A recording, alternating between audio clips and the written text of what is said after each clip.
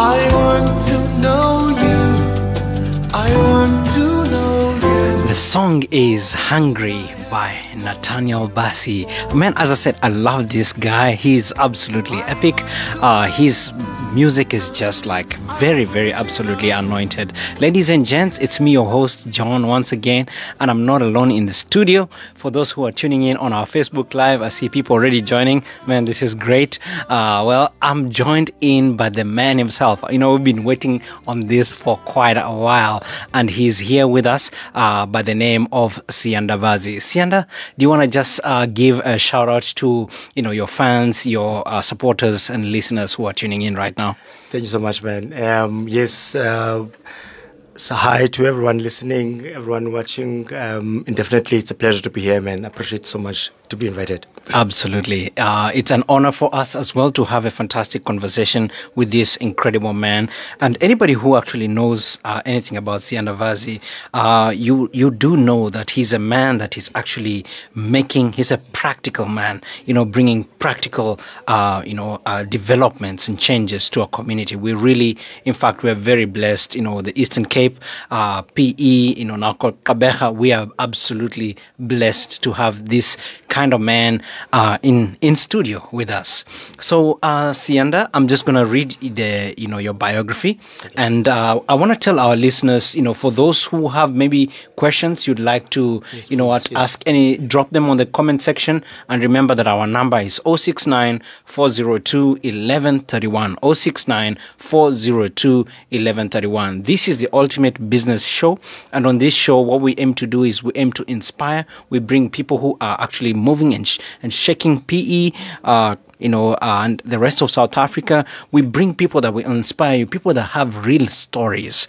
And you're going to see when we get into the nitty-gritty of today's interview. So Siyanda Vazi is a God-fearing man. He is a father, a husband, and a son, a volunteer in a number of charitable organizations serving the Eastern Cape community. Siyanda Vazi is an entrepreneur involved in different businesses such as civil and construction, agri-farming, and renewable energy, precisely wind farms.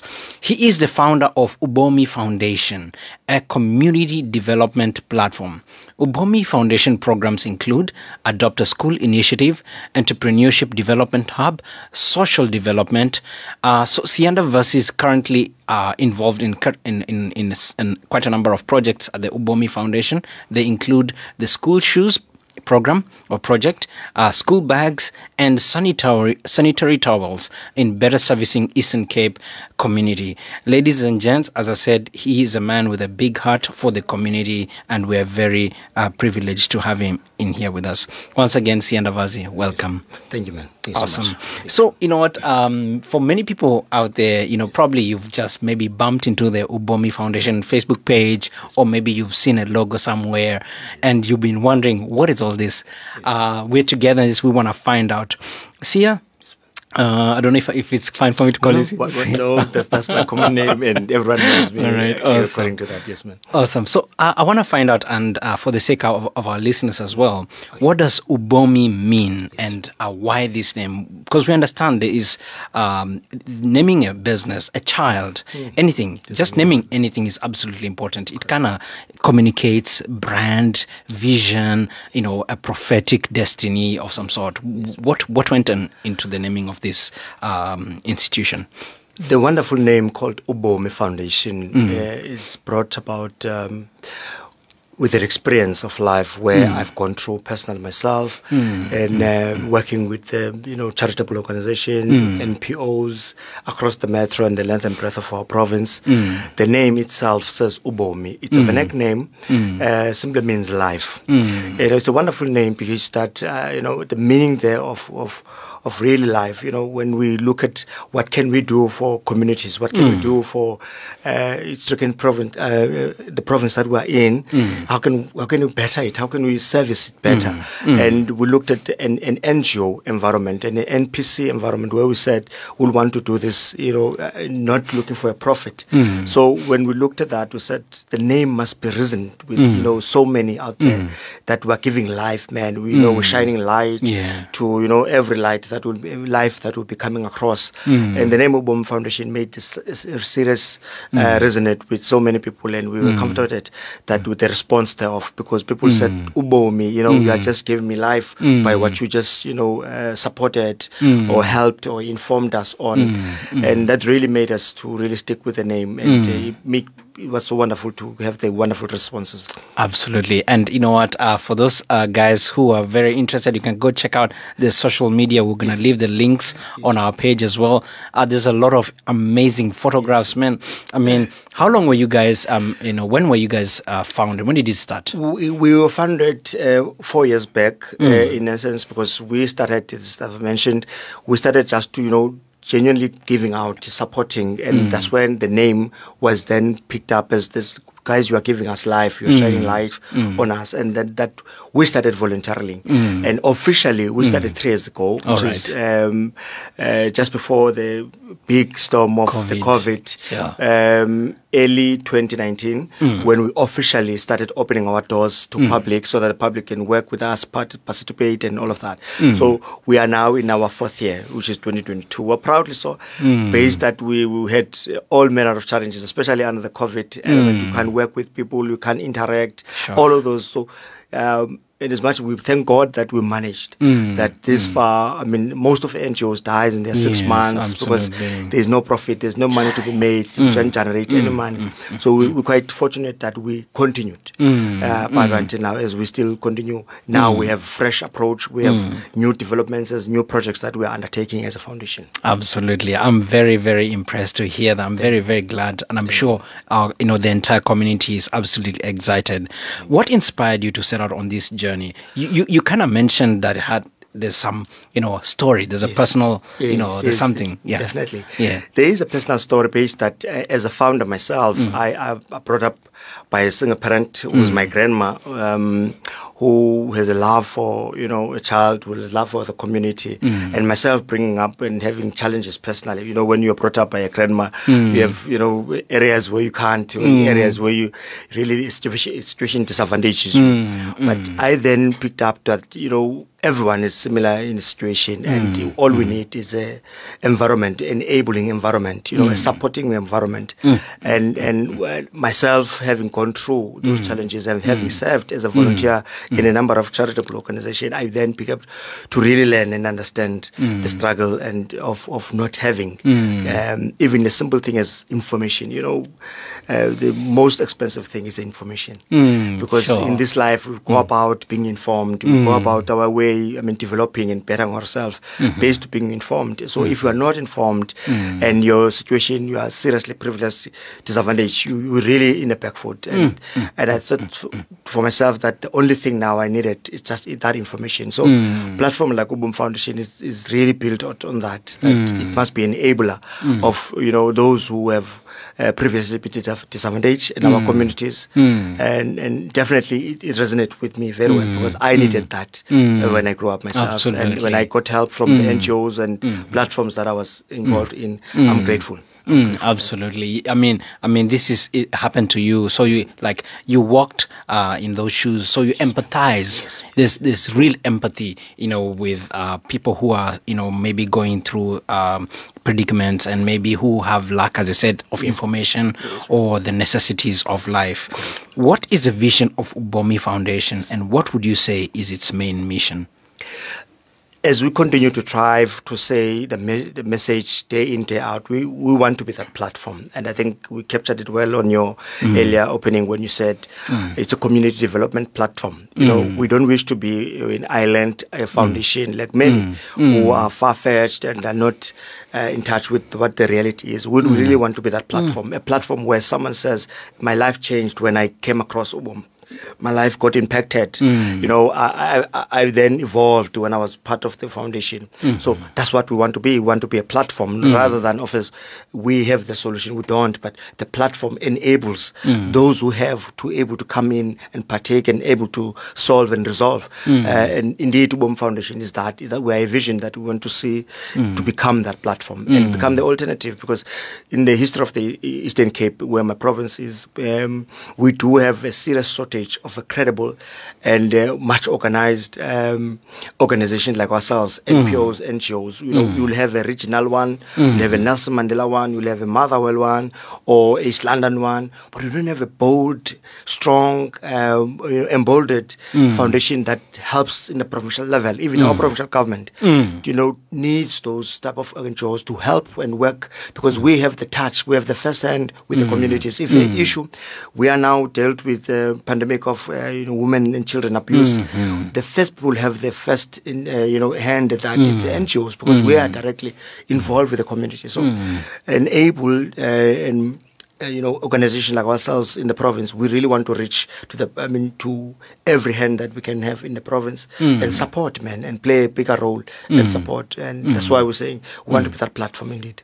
Absolutely. And, as you said, you've been in existence for officially, I think, 3 years now. Yes, and man, when I just, I was taking my time and scrolling through the pictures, I'm like, man, the impact is real, guys. So this is not just, somebody just came up with something. Yes, this is real. Yes. There's real impact, and we like that. Yes. Well, do you have any area of speciality or focus? Because I understand, there's quite a number of, foundations, charity organizations and stuff, and some, focus on like, okay, cool, we're going to be focusing on the women and children, or we're going to be focusing on this aspect of life. Yes. Do you have any specialty or focus?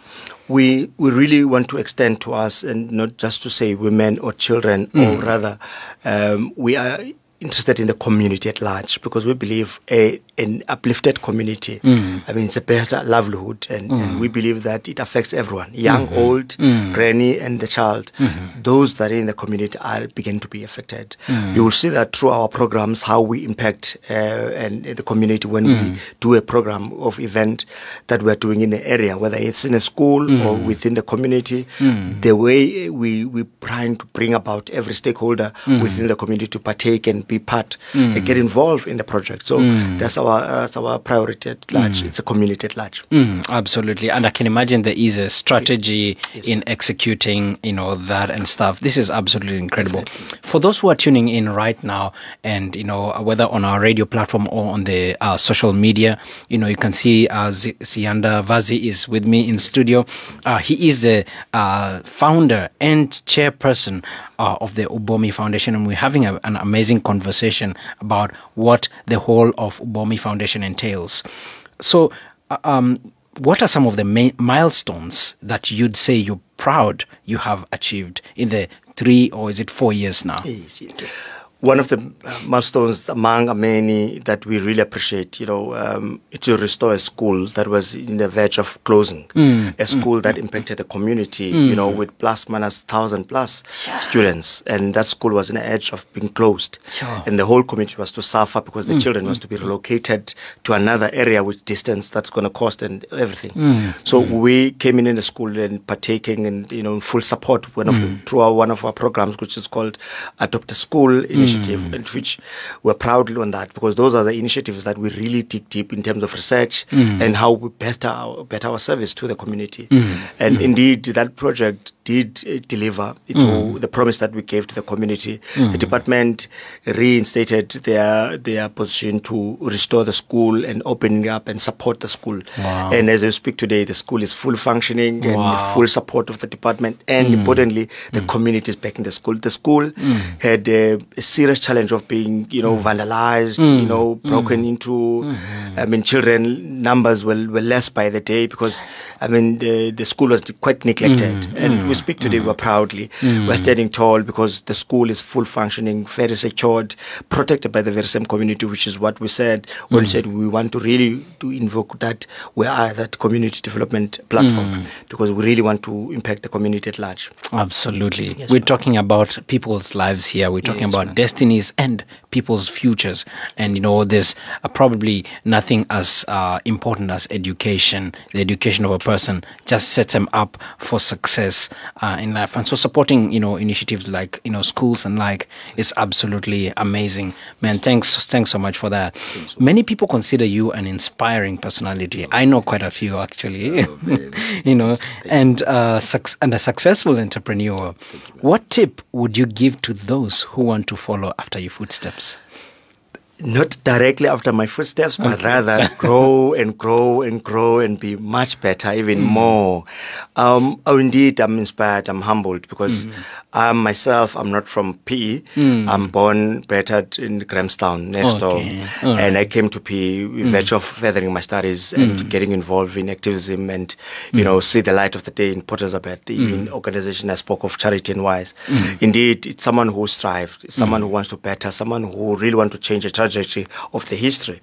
We are a generation that have a liability or an entrusted responsibility to change our trajectory, because we are, some of us, not fortunate enough to have born from a family that have wealth or anything, but we are the ones bringing that change in our families, and definitely want someone who's inspired to be better and do well, and change the trajectory of life generally, and not for yourself alone, because I'm a man who have a huge responsibility of supporting a family, not just my own direct family in the house, but rather extended family at large.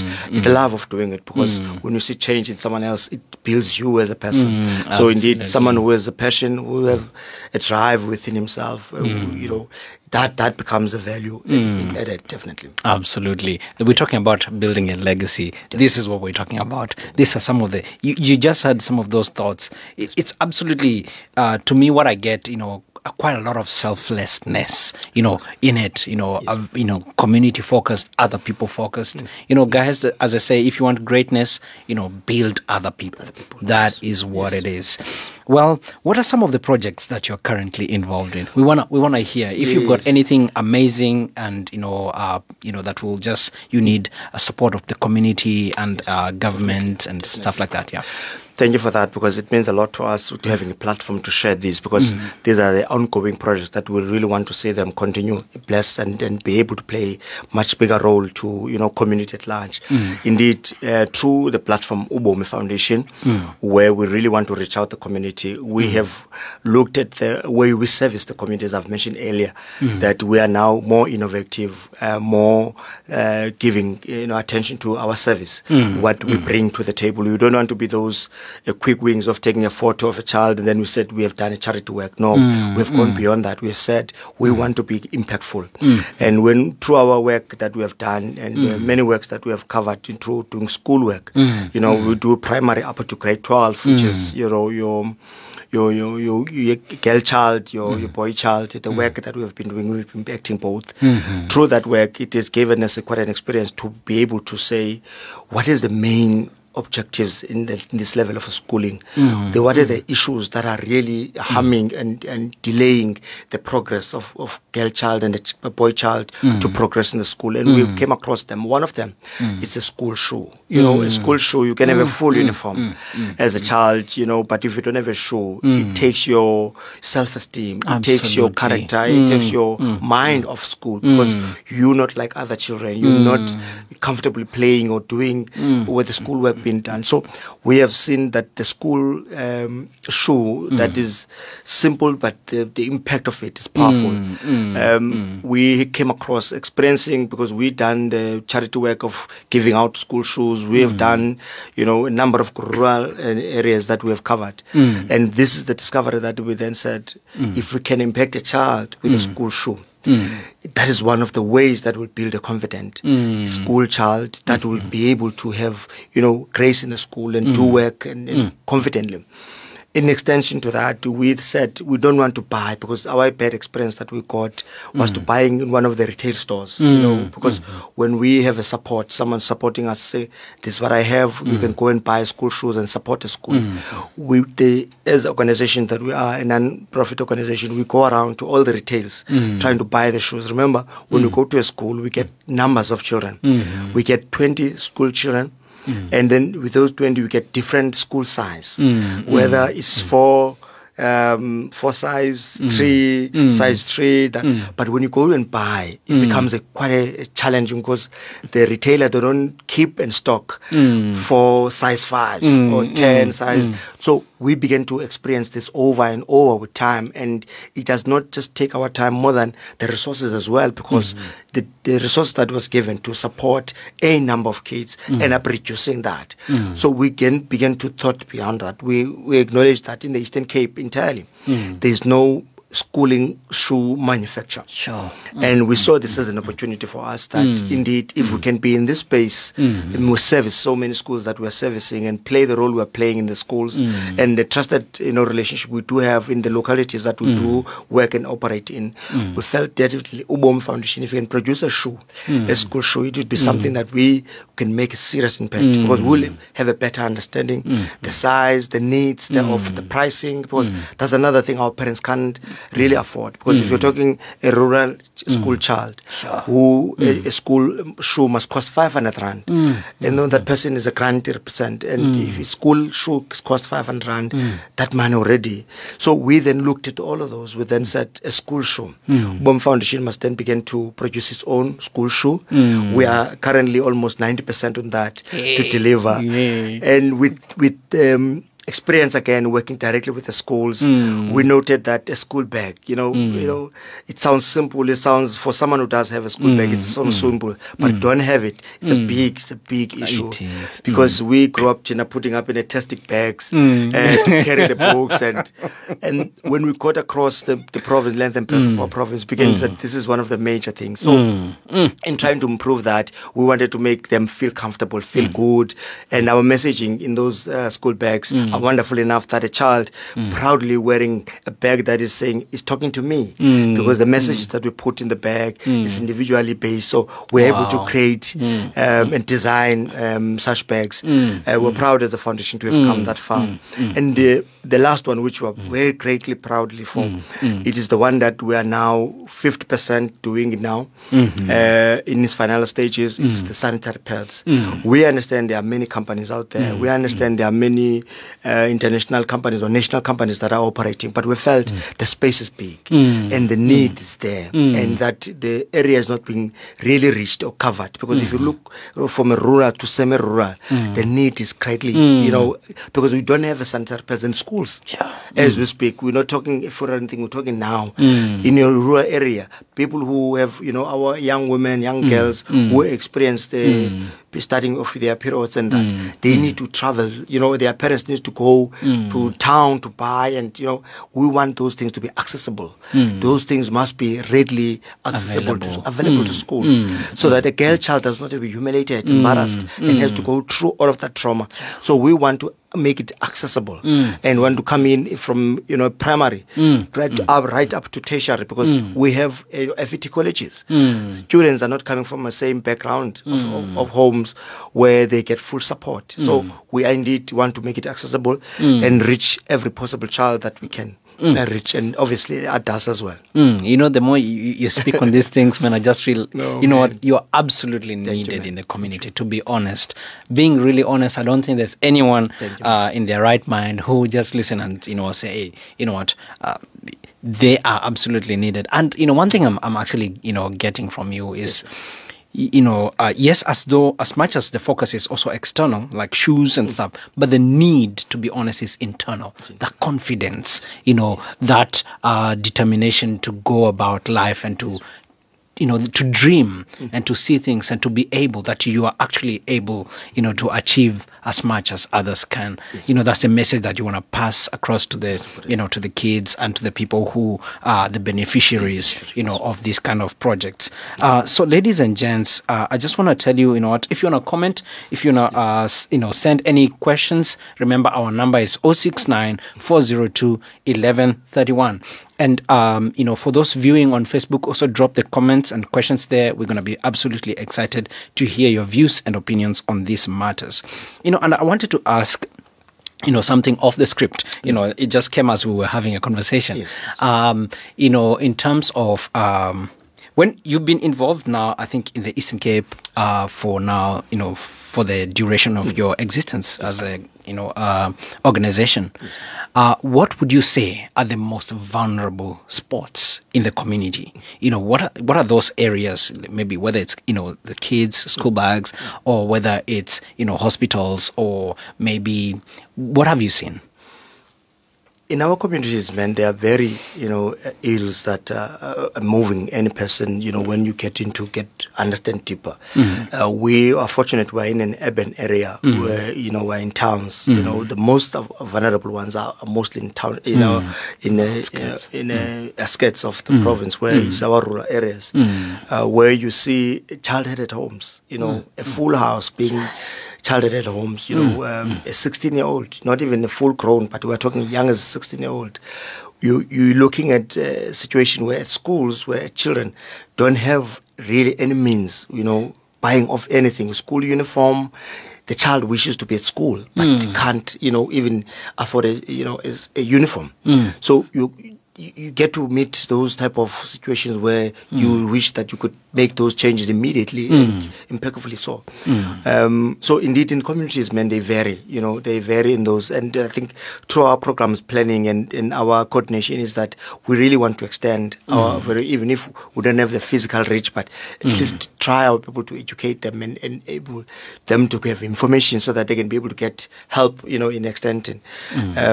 So indeed, man, the community at large does have serious ills, and each day you look and there's something new, child abuse as well. It's something that's seriously growing because the desperation now that we see coming out from our adults to depression and all of this, and the neglected child in that process. So indeed, man, they are very in the process. They vary within the community. Absolutely. And as I said, they're absolutely focused on bringing the solutions, at least trying to tackle, these ills of the community. Well, on these projects that you kind of mentioned and you actually elaborated on them, how can who can partner with you on some of these projects? Is it anyone or everyone who can partner with you? And are there any protocols? If there's somebody listening to us and watching us right now and says, what, man, I'm moved, how can I help? How can I, chip in and contribute to that? Man, that's the most important one as well, because, the participation of the community at large, it's also very vital and important because we cannot do this ourselves. We're just a handful, 5, 6 administrators, but rather we really look for community in terms of partaking. Indeed, the foundation has about a main 3 core focus, which is, Ubomi, Adopt a School initiative. We do have what we call Entrepreneurship Development Hub. We do have a social development. Those 3 are our core function because we really want to involve so many that we can within those programs. Because, for instance, the Adopt a School initiative involves schooling, from primary up until then. We know now we are entering a community at large. Then the development hub, the second one, is the one that we want to educate, uplift, and inform. Most importantly, those ones who are looking for youth, young, and really want to partake in that sense. So we create workshops for them. We go to communities and do workshops. And the social development one, it is where we really wish that we can have more and more volunteers, community people partaking, because it's an awareness program where we really awake so many, discussions and most importantly support. The child, abuse, the women child abuse, the alcohol, drugs abuse, violence in our homes, within the communities, because those are everyday struggles that we communities face with. So we really want to impact by seeing the community at large must benefit to this. Let's have a discussion. Let's have a platform with the community so that we can educate one another. Most important, because if you find a community, toy-toying or having, tires burning, when you listen closer, what is the problem? 90% they don't know. It's only 2 people know what's the real problem. So you find that our community is not educated, our community is not informed, and would like to come in mostly play that role.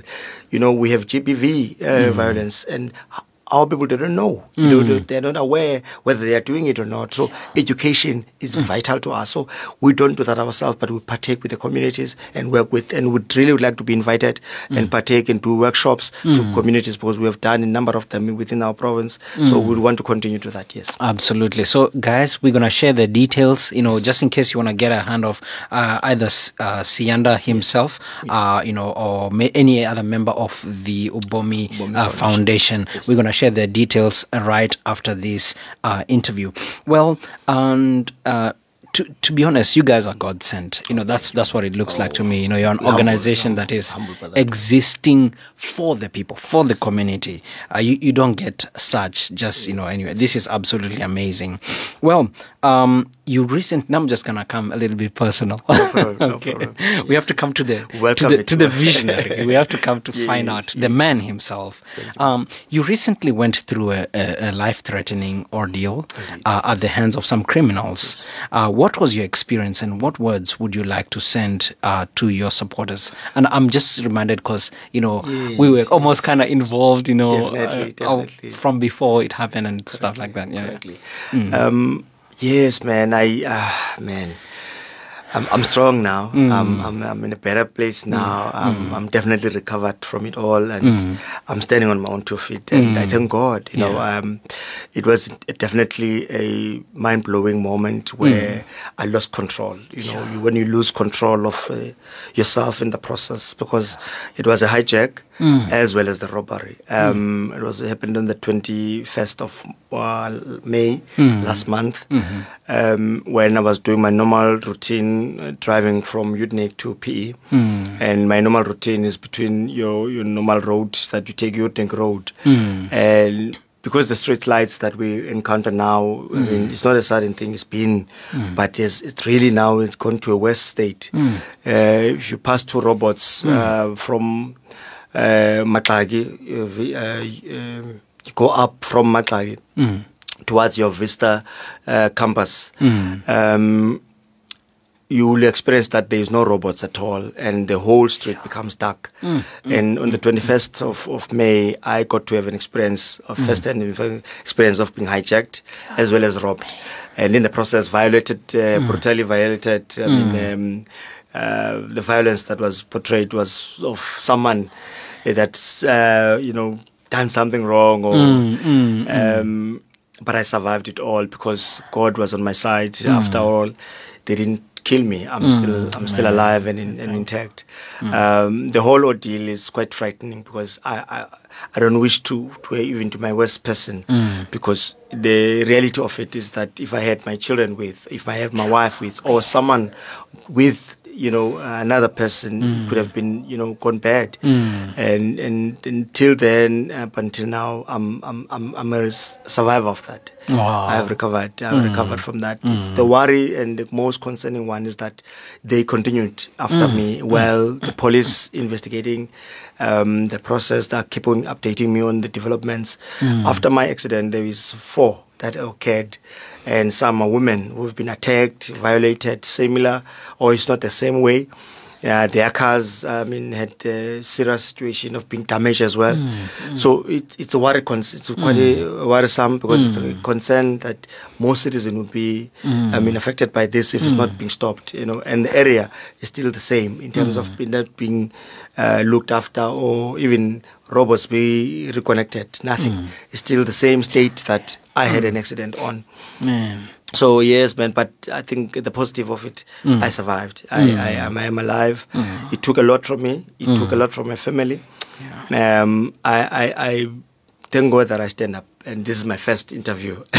Wow. I'm happy, guys, you were consistent, because our interview was supposed to happen before. Yes, before, man. We thank God. We honestly thank God. And I think I would like to maybe say it this way. Yes, these are some of the manifestations of the traumas of a society.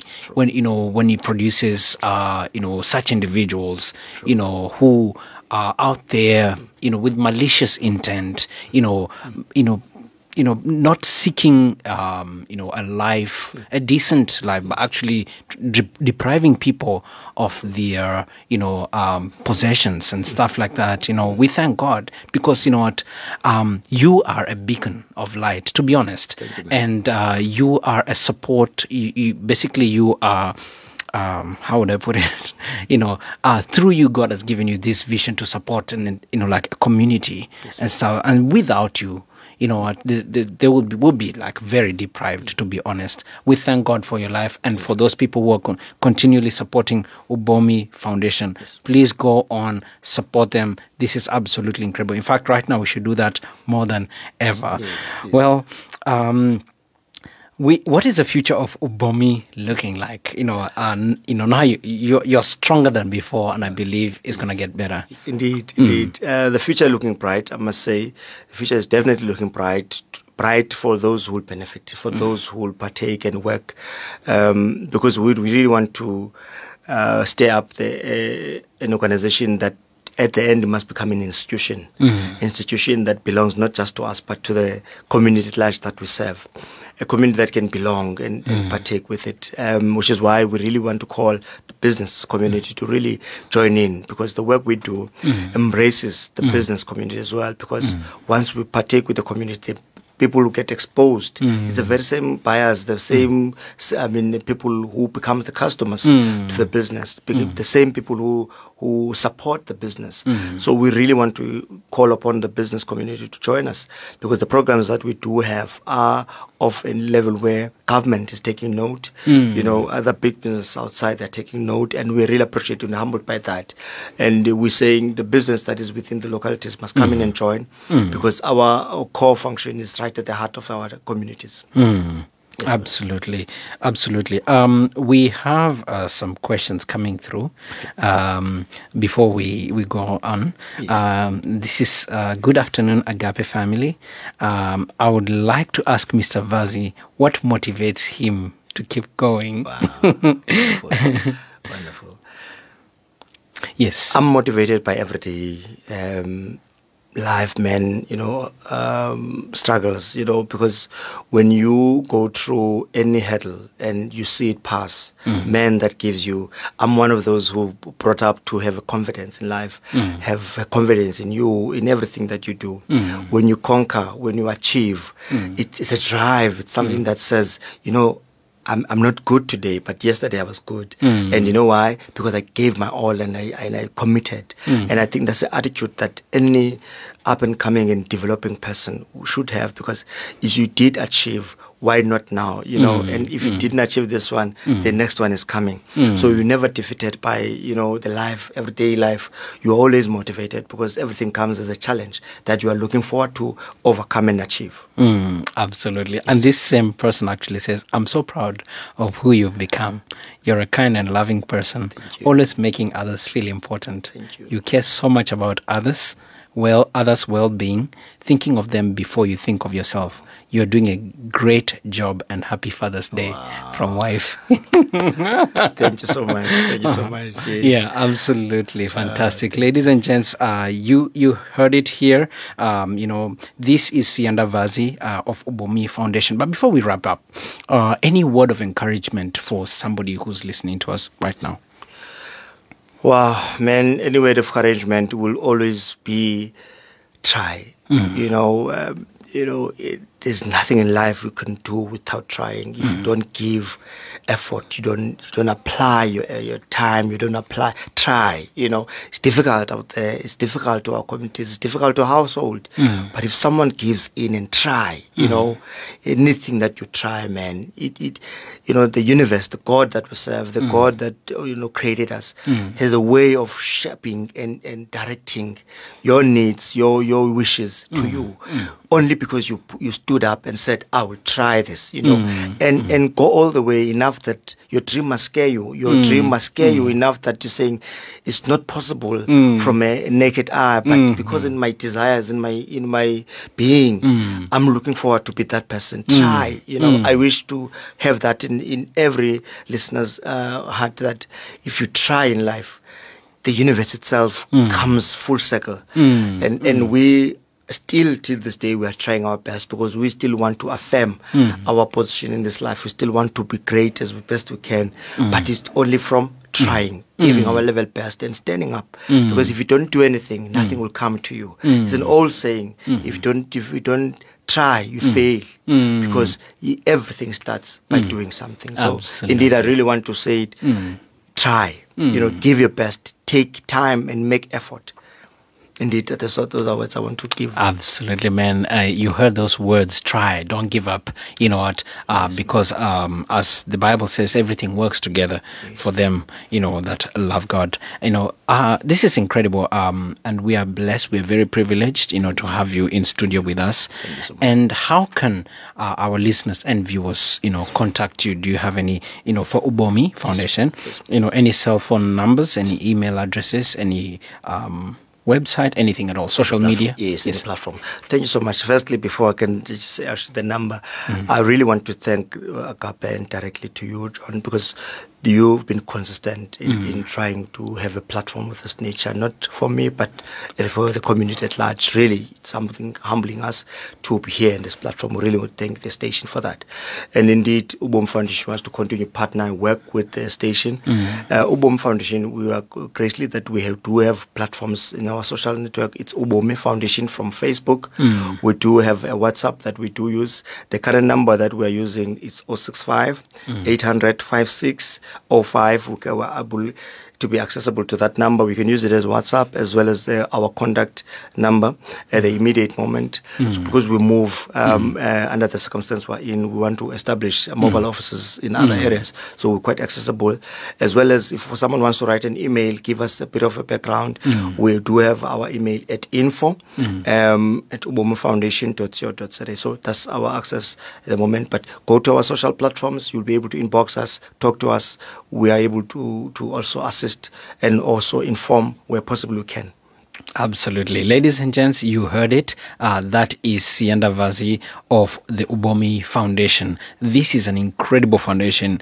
Just go check out on the social media. I like you to go and check it out. Check their heartbeat, what these guys are doing. Absolutely epic, out of this world. Like, to be honest, this is incredible work that they are doing, touching lives, impacting lives, and man, support them in every way that you possibly can. Thank you so much for coming, Siyanda. We're humbled. Awesome. And we're going to wrap this show by an incredible song from Nathaniel Bassey saying, "There is a place." Stay tuned.